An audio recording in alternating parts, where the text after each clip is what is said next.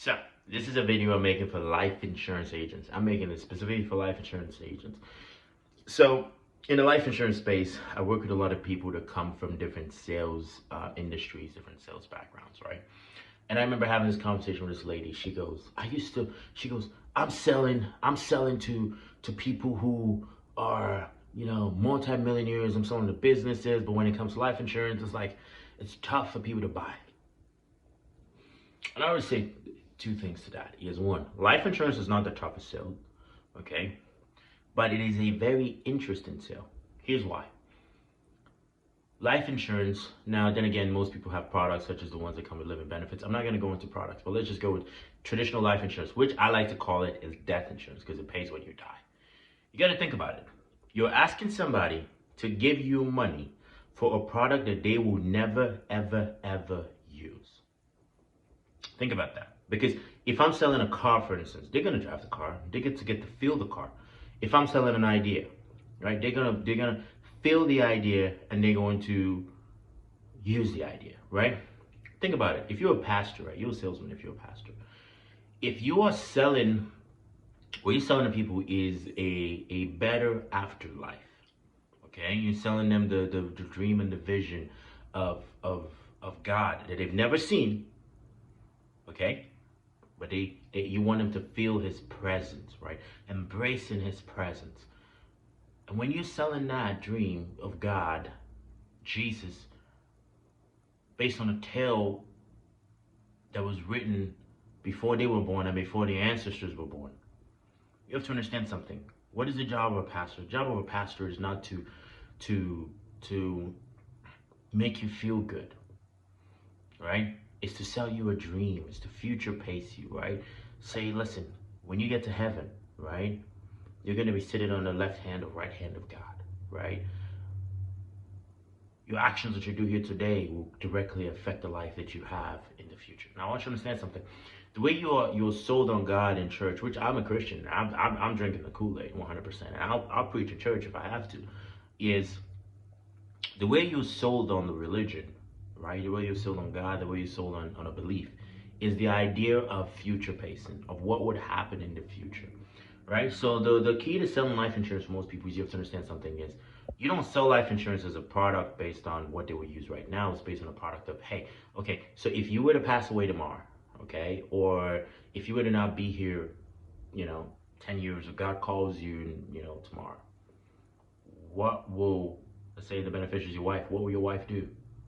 Right? I don't know. Like, hey, okay, you don't know. The thing is, I don't know is not an answer. Okay? I don't know. I'm good. Call her and ask her. If the wife is not there, obviously, if she's not there, you call her and ask her, hey, honey, what would you do? She'd be like, why are you asking this question? Because the life insurance man is here. All right? She's going to be like, oh, we don't need life insurance, right? Hey, let me see. Your wife has spoken, man. She don't need life insurance. But let me ask you a question. If you're in here tomorrow, do you think she's actually had that conversation as far as with you, as far as what will happen? Oh no, man, we got to think about it, we got to talk about it. Listen, I totally agree. I want you guys to do that, right? But then there's different ways to push through it. But I'm not going to go into the full element of the presentation, which, by the way, if they do tell you that I want to think about it, just agree. Always agree. First rule of selling is always agree. Hey, I totally agree with you. What I'm proposing right now is we go ahead and see if we can get you qualified. Once you get you qualified, you're going to get the policy within 30 days. Once you get that policy, you're going to get the policy within 2 weeks. Once you get that policy, you have something what's called a free look period, which gives you 30 days to look over the policy. We get you approved with a low amount. If you want to raise coverage, you can raise it. If you tell me, say, hey, you know what, I don't want to keep it, we'll give you 100% of your money back. What do you say? Right? They go, oh man, we still got to think about it. Listen, all right, I totally agree with you. I want you to do so. Now, walk me through the process. What are you going to think about? Ah, man, the price. Okay, good. Let's get you approved at a low amount. Once you get the policy, now you see what the company's promising you. And if you like it, good. If you don't like it, just let me know. We'll take you off. What do you say? Right? Keep going, keep going, keep going, keep going. All right? Never lose a sale. Okay? I mean, people walk away. I mean, some people, won't buy from you. Which I like to say this. If somebody doesn't buy from you, it's your fault. Okay, because in some way, shape, or form in that sales process, you messed up. But that's not what I'm talking about here. I get carried away. But selling life insurance and selling whatever product is completely different because life insurance is a sale that is based on future pacing. Okay. Okay, so you need your beneficiary. You need them to put themselves in the shoes of the beneficiary when the time comes. Because when they get that first bill and every other bill after that, they're going to have to remind themselves of the conversation that they had with you. I like to end all my sales with this: is how are you able to justify making a payment of $100 and something a month? Because whenever you get that check, whenever you get that bill every month, or whenever you get that investment every month, that statement, and you paid however much, you're gonna ask yourself, do I need this? So how are you able to justify it to yourself? I like to do that because it keeps my persistency higher. Because now guess what? If they're able to give me a reason while we're talking, guarantee you, man, when they get that bill again, they will 100% remind themselves. I had a guy tell me, he goes, you know what? Because if I pass away, my wife doesn't work, and I have 4 kids. So now that means is now she will be out on the streets. We'll lose the house. Okay, good. Okay, good. Now just keep that reason. Let's go ahead and see if we can get you qualified right now. Okay, what do you say? I like to say what do you say because what do you say is like my closing word. The way I don't like to use the word close, but yeah, my closing word, right? I like to do this is you always have to make a proposal, all right, in every sales process, right? When it comes to life insurance, how do you make the proposal? Listen, hey, listen, I know the price I'm about to give you is not something set by me, set by the insurance companies. It might be a little higher, it might be a little lower based on what's in your budget. What I'm proposing right now is to go ahead and see if we can get you qualified, all right? And once you get you qualified, you have 30 days to look over the policy. If you like it, good. If you want to raise the coverage, good. If you tell me, you know what, it doesn't fit my needs, just give me a call. We'll give you 100% of your money back. What do you say? That's an example of like how I would make a proposal, right? How I would ask for the order, right? Just in case somebody wants to know. Now then again, tweak it to your personality. But I recommend this is when it comes to life insurance, just do one thing: future pace, future pace. Make them feel, make them think, make them understand what life is going to be like for them, for their beneficiary when they pass away. Because if they don't see what life is going to be like for them, one, they won't buy from you, or if they buy from you, they will cancel. Okay?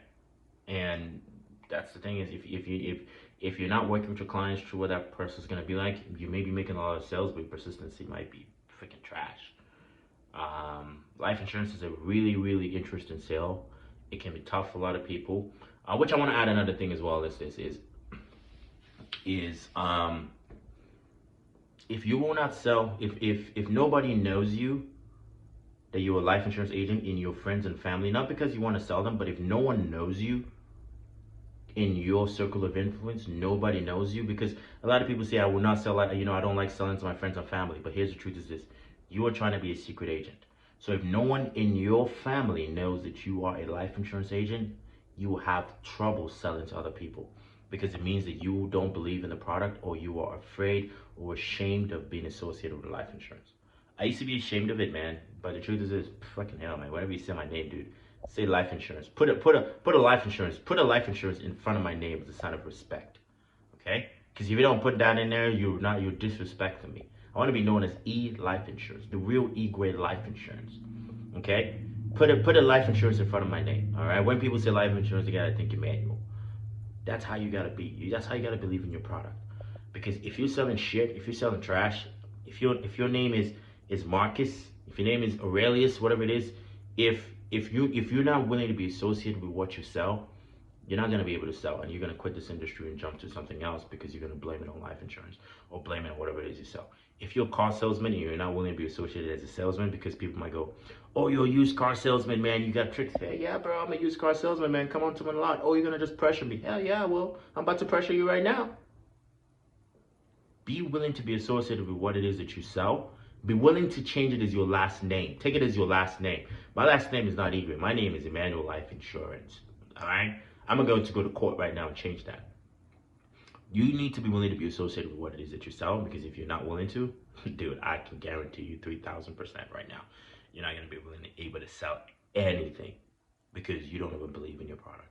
If you sell airplanes, shit, your last name should be Emmanuel Airplanes. Take ownership for what it is that you sell, and you will not have any issues selling it. You won't even care about rejection, because that means you would have totally become one with whatever it is that you sell. Hopefully this video helps you. If it does, do me a favor and hit that like button. Hit the subscribe, share with friends and family. If they hate it, share it too as well. You know, give yourself something to talk about on the next barbecue meeting, right? For that, I say enjoy.